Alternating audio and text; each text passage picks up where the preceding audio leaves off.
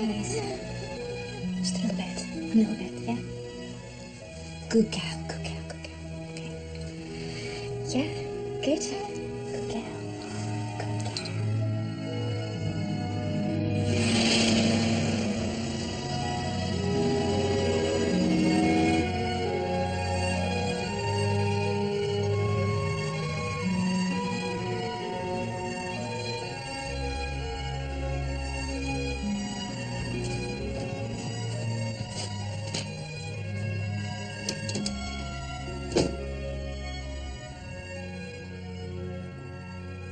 Were you taken to church as a child? This is not about indoctrination. God was in my life before I was born. Is that what they taught you? At church? Is God the law? Yes. Can he see you doing wrong? Of course.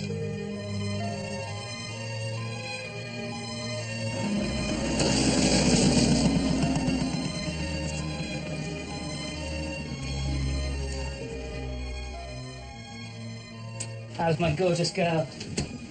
That's my gorgeous girls. Hello. Reuben, just having a lunch. She needs routine. He's changing, I'd say. And Daddy came back just in time, didn't he? He's on toast, okay? Why not? It was yesterday.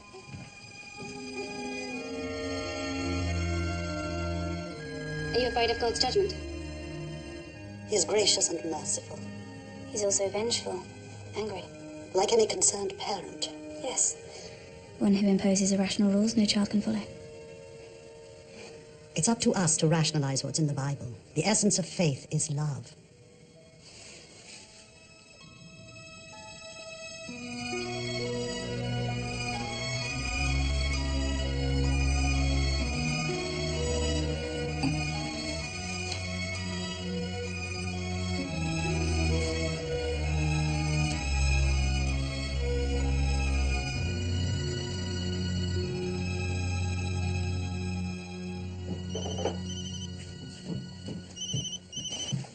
Hello. Hello, Mr. BT. It's me. Don't forget your first one's in half an hour. Yeah, I'm on my way. Who's that? Vicky, there's a department meeting. She was just reminding me. Reuben. Love you.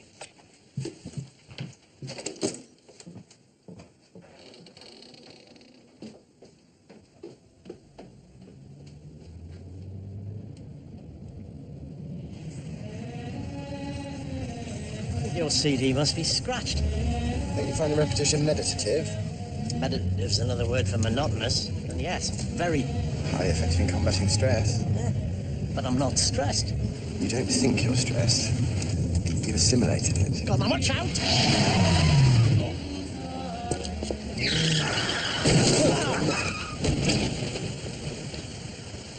Come on!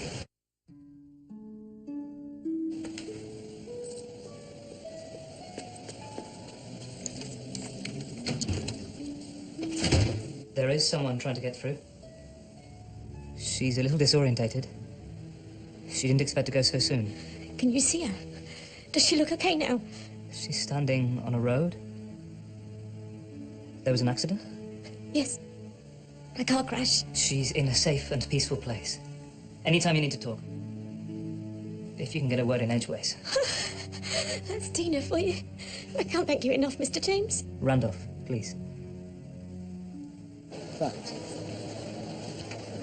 Not the best way to get a copper's number. It wasn't her fault. It was when we crossed the road. She's Sounding a bit tense, James. Remember to grab your CD from the car. brilliant. Mac. Who's Mac? Was anyone in your family known as Mac? My name's McLean. I'm sensing an older man, grey hair. I can smell smoke. Sounds familiar. He's very proud of you, Frank. It can't be my dad, then. Well, I think it is. He's saying he appreciates everything you did for him towards the end, but it was a great relief to go. To escape my mother. He's laughing. He loves you very much. He's with family now, on the other side. This is so strange. It shouldn't be. You see, my dad is in a pub down the road. So, I looked through his phone. Oh, Found a text message from his colleague, Vicky. She's pretty, super bright, so are you. with lovely shiny hair that doesn't smell baby sick. What did it say? This afternoon was fun. Can't wait to do it again. Right. And a kiss. Not a word to Mum. Hell no. She'd kill to have you back home. You and Sarah. Give us our little flea pit any day. You better not be cheating, Josh. Not after everything I've given up for him.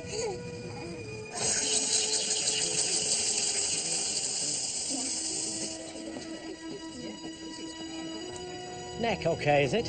After your shunt? Mm-hmm. Give it time.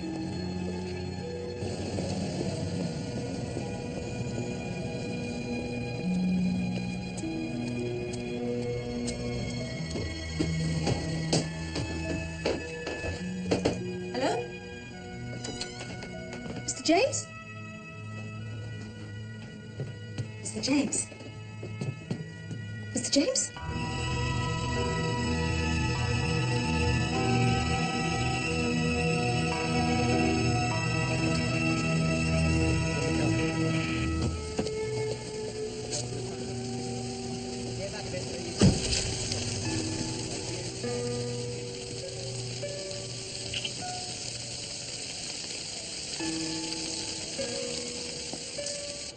The door was open. Yes, so I went in. Do you see anyone in the building? No, no one at all. Any lights on in any of the other offices? I don't think there were. You've been here before? Yes. I come to talk to Jeff. Who's Jeff? My husband? Does he work here too? No, he's dead. Randolph James is a psychic. Oh, right. I'm sorry. Sarge, found this on the body. Jeff and I always like to natter. Tell him all my news. About the kids, footy. Randolph James, you say?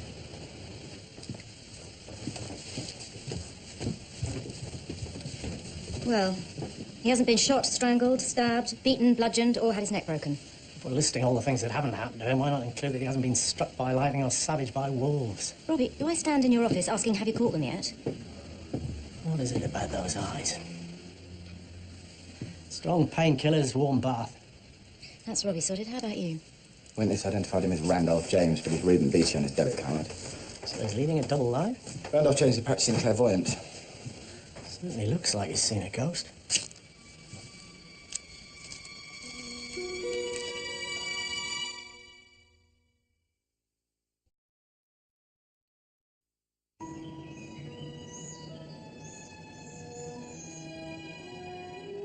He was at the department. Maybe it's not Reuben. Someone could have stolen his card. That's why we need him identified. Do you need a minute? I need to know. Thanks.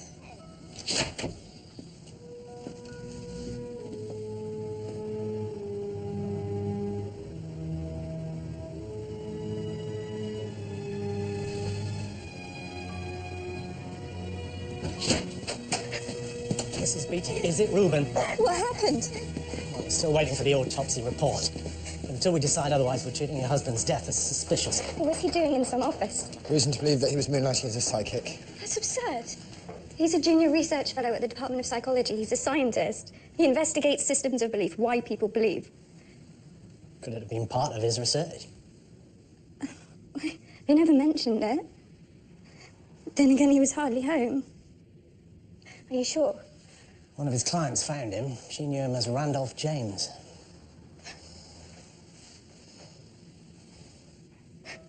It just gets worse. What does? We'll never have secrets. That's what he said. When love strikes like this, you've got to trust it. We met at a freshers' ball. It took us 6 days to get engaged. And when we went together, we were incomplete. Didn't function. Whirlwind romance, eh? That's what my mum said.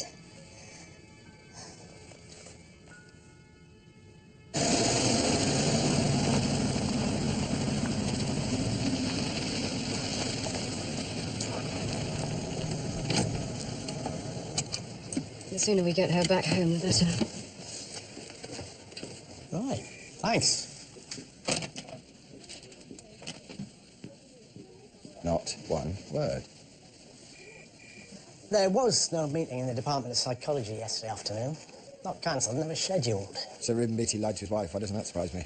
Yeah, poor lass. Lost not only her husband, but all her faith in him, too. Stuck at home with a little one. No idea what he was up to. Probably thinking the worst. If he was moonlighting, she didn't get a whiff of any cash. Bearing in mind what she was used to could have driven her to desperation. Yeah, not kill, though, surely. Well, she said her husband investigated people's belief systems. He destroyed hers. According to the landlord of his office building, Randolph James was 6 months into a 12-month lease. Rent was paid out of a building society in the name of Ruben Beattie. He and his wife had a joint account, but this one was set up in secret. And he topped it up weekly with wadges of cash. So far, no other trace of Randolph James. It seems to be an identity confined to a psychic's chair. Why would Ruben, the postgrad scientist, moonlight as Randolph the clairvoyant? Well, lots of scientists have irrational beliefs. Isaac Newton thought the Bible was a cryptogram set by the Almighty. Walking Wikipedia. Any more accurate? He found 4 sets of 40 quid at the scene, which means he was doing it for the money. He's just taking advantage of the recently bereaved. Some people are so gullible. Well, if believing in the spirit will get them through, who are we to knock it? You're on to his colleagues from the Department of Psychology. Yeah. Maybe they had some idea what he was up to. Sorry to hear about your bump. Thanks, Mum. Let's bring back memories, the Colin. Only when it itches. This is my home. You're not thinking clearly. Why is it whenever I make a decision you don't agree with, I'm not thinking clearly? This flat belongs to the college. Ruben is no longer a student here. A little compassion wouldn't go amiss, Mum. Someone has to keep a clear head. And we can always rely on that from you. Yes, actually, Joshua, because I'm the one that brought you up. If I was pushy, only you could turn Ruben's death into a platform for your sacrifices as a single mother. At least I got a good settlement out of your dad. Ruben's left you with nothing. You always hated him. I hated how he rushed you when you had so much potential. They're going to ask you to leave sooner or later.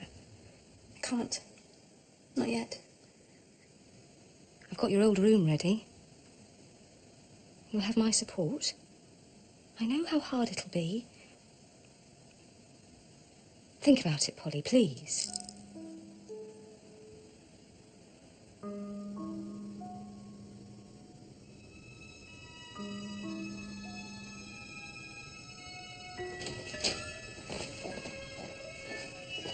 Apologies for the delay, gentlemen. Took some time to find. But if you screw your eyes up really tight, you'll see a tiny puncture wound. And a bite. 8mm hypodermic needle. Delivering what? An extremely powerful paralyzing agent called M99. Pharmaceutical name etorphin. It's a controlled substance strictly for use on large mammals. Etorphin's a sedative. He didn't seem very sedated when he died. That's because, first of all, he was fed barbiturate. How? Piece of cake. For you, maybe. He was fed a piece of cake soaked with barbiturate. But surely the barbiturate would have eventually stopped him breathing, so why 2 drugs if you want him dead? Barbiturates operate in 3 broad stages. Sedation stage, unconsciousness, and death. Based on his weight and height, I've calculated he was only given enough barbiturate to sedate him. So his murderer wanted him woozy, but not completely out of it. Yeah, and then sometime after injected him with a lethal dose of etorphin. Like James said, why not just finish the job with a lethal dose of barbiturate? Because that would involve a complete loss of control and a lot of wild thrashing about. Could be messy, could be noisy. Attract unwanted attention. Whereas a massive overdose of etorphin would shut down respiration in seconds. Explains the look on his face. If he was conscious enough to know what was happening to him, but unable to do anything to stop it. But no physical pain. On that front, his murder was as considered as the most compassionate form of euthanasia. If this etorphin's used to knock out animals, we should get onto all the local vets, see if any significant dosage has gone missing.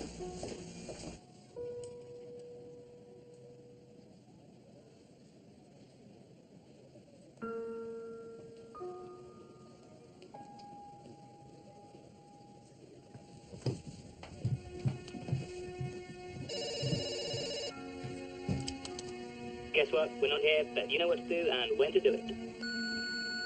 Hello. It's Vicky. Vicky Warren, please. From the department. I just wanted to say, Polly, I'm really sorry. Hello?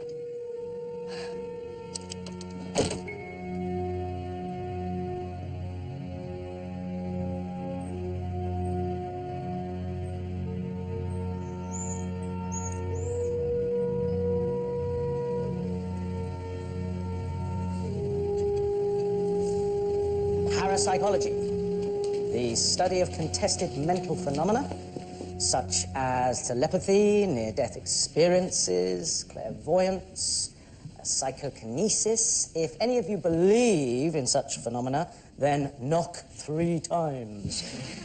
Or should I say, more fool you. No other species lives within such a complex framework of competing beliefs. You will learn, under my guidance, how to conduct a rational attack on the subject's beliefs, thereby identifying the mechanisms that retain them. Thank you very much. That's all. Gentlemen, Professor Crane, Inspector Lewis, this is Detective Sergeant Hathaway. I didn't have you down as volunteers. It's such a shame about Reuben. Professor Crane. This is Vicky. She worked alongside Reuben. We're sorry for your loss. Do you know how he was killed? He was sedated and then given a lethal injection of etorphine. Oh, my God. Excuse me, that's sorry. It came as a great shock to the department. Do you have any idea why someone may have wanted him dead? None whatsoever. He was well-liked, he was very popular. He was one of my best postgrads. A true skeptic. But you didn't believe in the paranormal? Of course not. Were you aware that he was practicing as a psychic in the centre of town? I'm sorry? There must be some mistake. Excuse me, I'm sorry. I'm going to have to take this. Gentlemen, please. Thank you. Excuse me, sorry. Excuse me. Yep.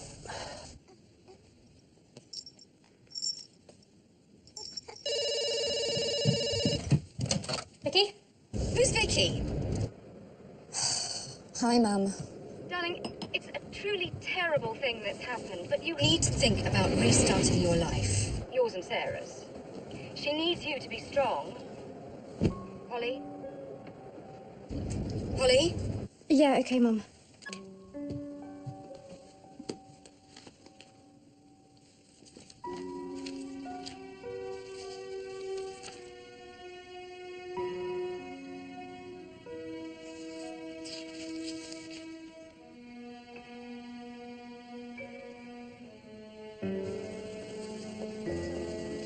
What the hell was Reuben up to?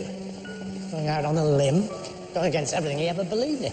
Maybe he was questioning the rationalism imposed on him by Professor Bumptious. Excuse me? I wasn't as honest in front of Professor Crane as I might have been. About what? Reuben, what he was doing.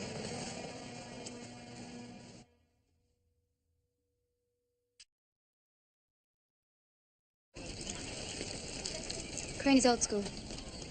Conducts all his experiments under laboratory conditions. Our subjects know what they've signed up for. Reuben had this idea that he'd get better results in the field. Real people. People who've just lost their loved ones in the depths of despair. Nice. Do you believe in God and afterlife? No, but I don't believe in conning people either. How about you? Don't think that's relevant, is it? We all know there's nothing after death, but people cling on to the idea. They carry their lives on as normal. Why aren't they running down the street telling people that no one truly dies, or why aren't they killing themselves to view their deceased loved ones? Faith and rationality aren't mutually exclusive. That's what we wanted to investigate, the mechanism that allowed that exact dissonance between what we believe and how we behave. So you taught Reuben the art of cold reading, rented an office, and stuck an ad in the local press. Yeah, Tuesdays and Wednesdays. You took money from people. To pay the office rent. Well, it's the best part of $2,000 left over. Reuben reckoned there was no difference between him or any other clairvoyant. Apart from he knew it was nothing more than a trick. He still helped them. Do you have any idea how lonely it feels, having this discussion without him to back me up? If you want to know what loneliness feels like, ask his wife. And she could have done with some of that money. Are you having an affair with him? Do you have any idea who his clients were? He kept an appointment book. I never saw it, never knew their names. No, why would you? They weren't important, they were any subject.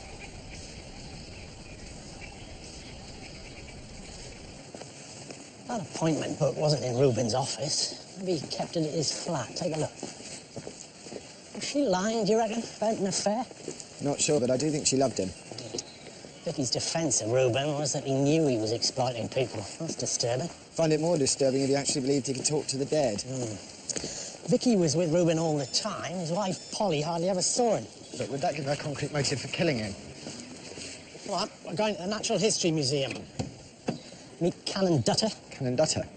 Oxford Campaign for Assisted Dying. He works there. This Dutter, who did he lose? Teenage daughter in a diving accident. She was in a persistent vegetative state for a year. Why do you think it's personal? Most advocates of euthanasia have seen a loved one suffer. It overwhelms their belief in the sanctity of life. Sorry for the delay in getting back to you. I presumed you'd got in touch about the campaign. No, that's not what this is about. We've been investigating a murder where, to all intents and purposes, the victim's been put to sleep. Our pathologist says it has all the hallmarks of euthanasia. Most murder is unplanned and violent. This was planned and pain-free. Sedated with barbiturate, murdered with a torphin. It's a bit over the top. A single drop can kill a man within seconds. Well, you're familiar with the drug? My wife and I used to work as conservationists in Angola. We often used it to anaesthetise large animals. Elephants, mostly. The barbiturate was in a slice of cake. Barbiturates are traditionally bitter-tasting. Sweet cake would disguise that. So the victim was given cake, sedated and then killed? You sure it wasn't some form of mercy killing? Wasn't killed immediately. We have reason to believe he was kept alive for quite some time.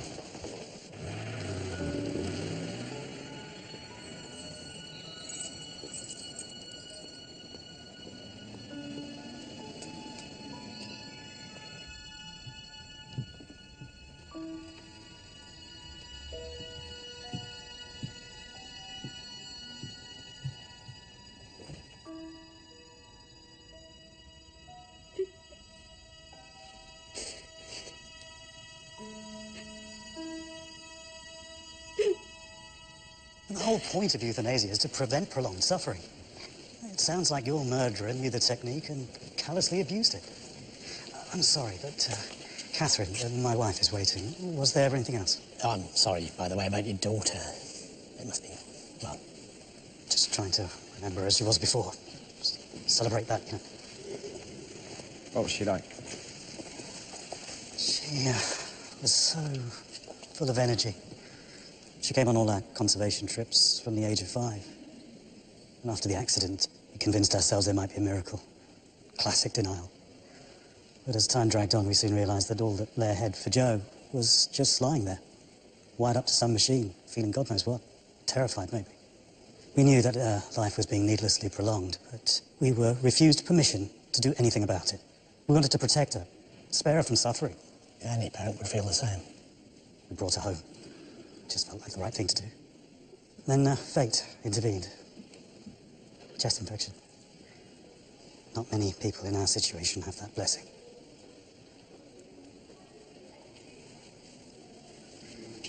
My wife torments herself about it every day. Why weren't we able to do anything to help her? Whereas you found a way to move on. At least keep moving.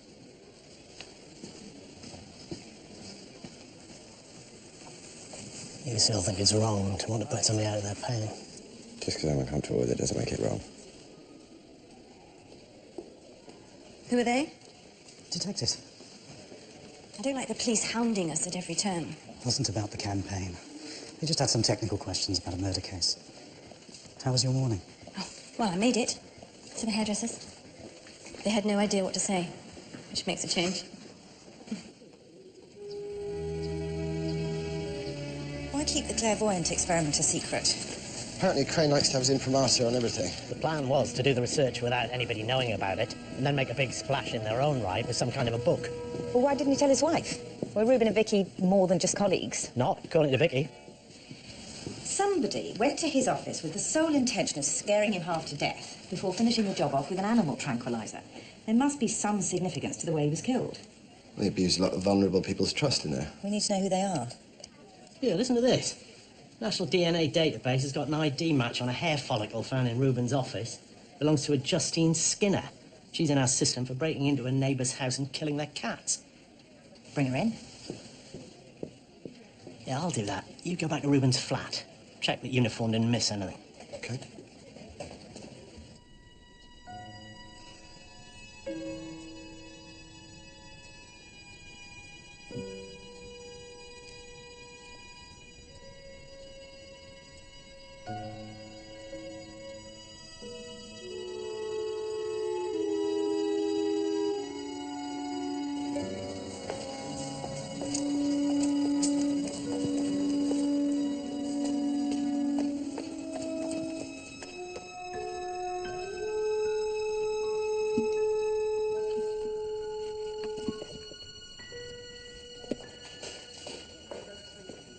death, yes.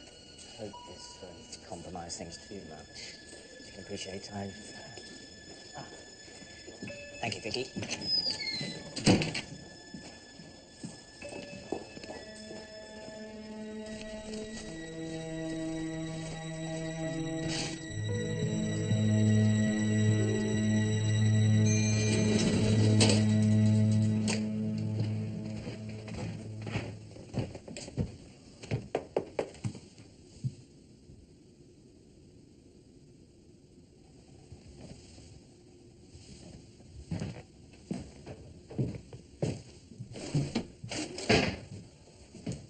Don't find anything. College have cleared it out.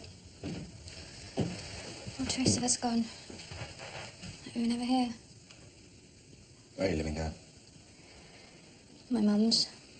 It's fine. Except the fact she's there.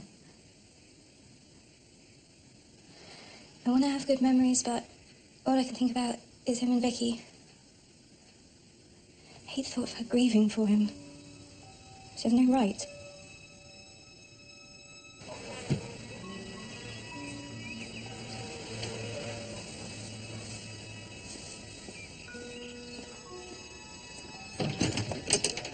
You took your time. You're expecting me? Yeah, Reuben told me you'd come.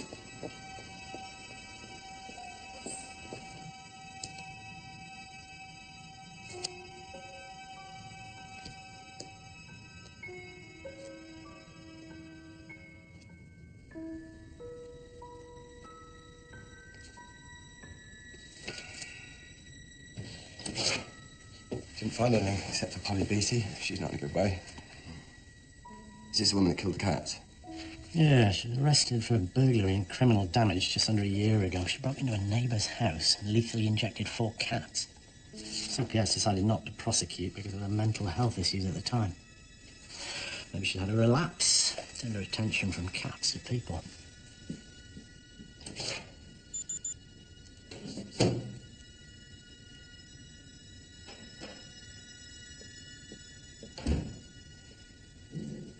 Reuben came to me not long after he'd passed. He told me you'd need my help. Justine, the questions I'm about to ask you have nothing at all to do with the spirit world. You understand? I'm not stupid, Inspector. We know that you visited Reuben on the day he died. Why was that? I wanted to talk to my mother. My channels were blocked. I get angry, you see? No good for anyone. So I thought I'd try new blood. But he was no good. A charlatan with a fake name.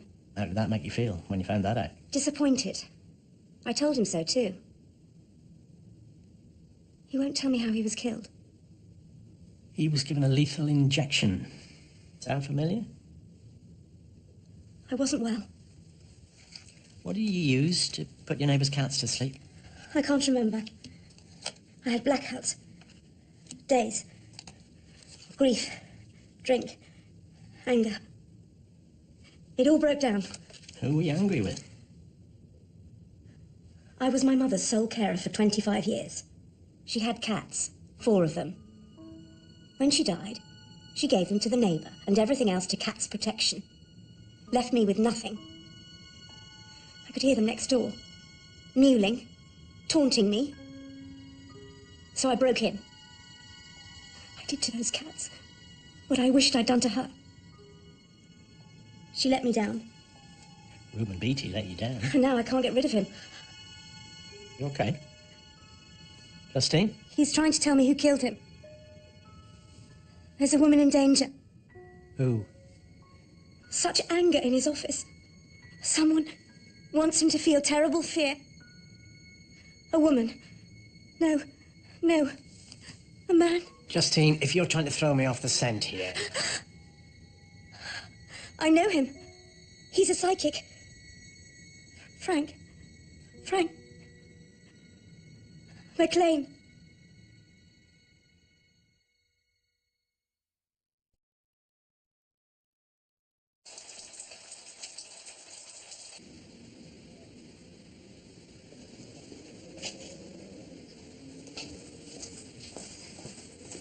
Thanks for coming all the way out here at such short notice. You're worried about being seen with me? No offence, but you look like a policeman. Oh dear. Promise me this stays off the record. That'll be safe. It's about Reuben. You want us to find whoever killed him, don't you? You loved him, didn't you? 3 weeks ago, I was asked by Professor Crane to help him devise an experiment for an external agency. What sort of experiment? Sleep deprivation. How it affects willpower, breaks it down. And the external agency? Let's just say there's military involvement. Who's military? Ours, the state, private contractor? And for what purpose? Torture?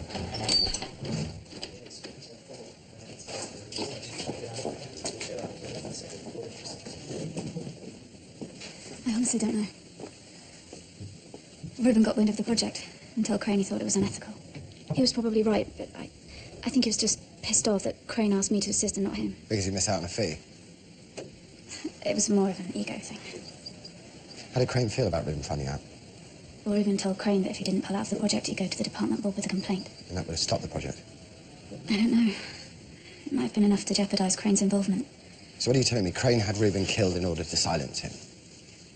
You told me that Reuben was killed using 2 drugs, barbiturate and atolfin. Well, some barbiturates are used to form the basis of so-called truth drugs, used by intelligence organisations all over the world. Isn't it possible that they used that to find out what Reuben knew about the project? And then killed him when they realised he knew too much? Why didn't you tell me this before? I've never felt this scared before. Some of us don't have the safety net of life after death. I should go. On a lift? No. I can't be seen with you.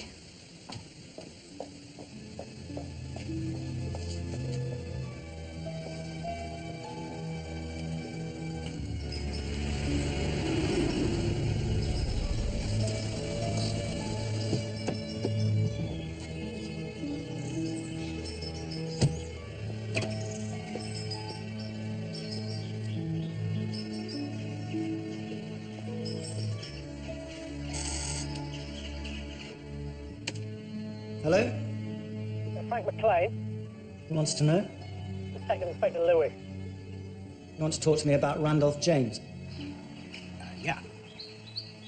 Present your warrant card to the camera.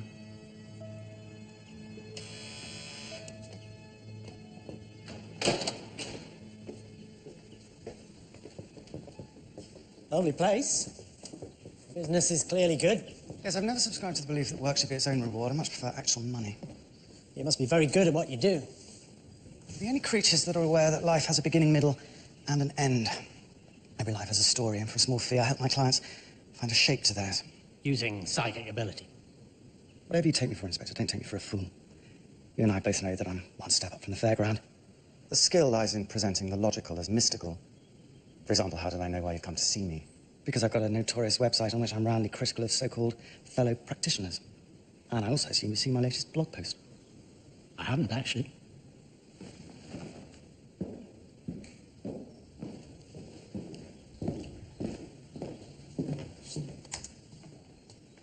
Randolph James, a terrific stage name that sadly wasn't matched by his cold reading skills.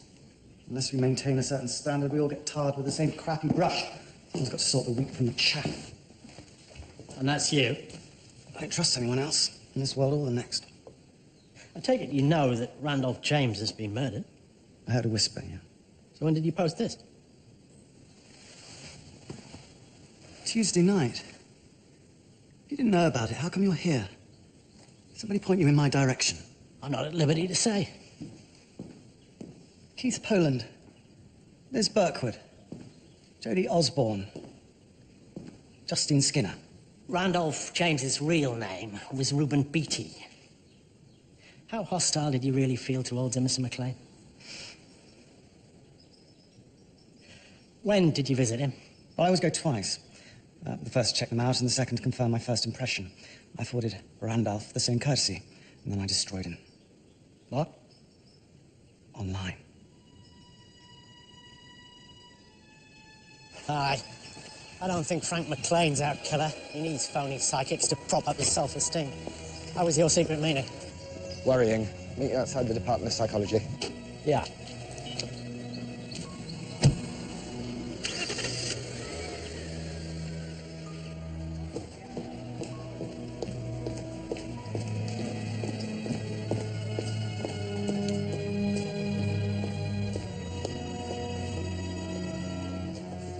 What's this about? Crane was devising a secret military experiment. He wanted Vicky on board, but not Reuben. Reuben threatened to sabotage it. What kind of experiment? Which means that Crane, Vicky, or whoever Crane was working for had ample reason to want him out of the way. Yeah, but what... Oh, isn't that... No, that's Vicky. Vicky, can we talk? Vicky!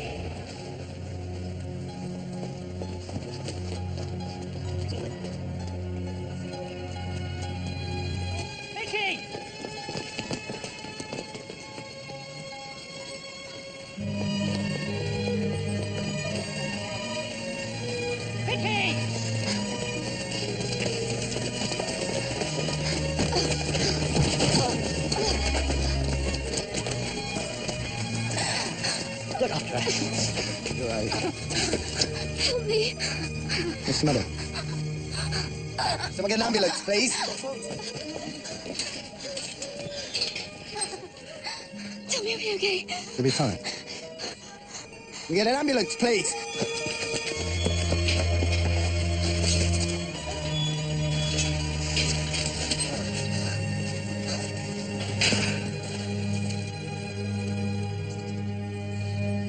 I'm frightened. Pray with me.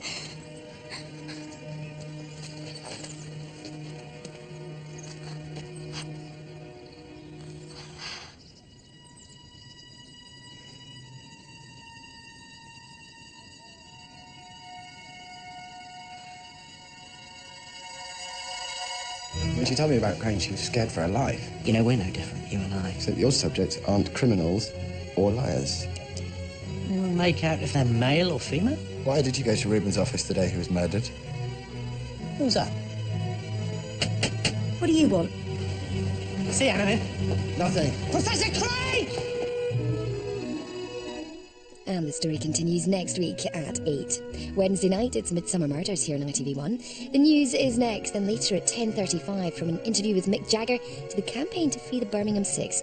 We look back at the 50 years since World in Action was first broadcast.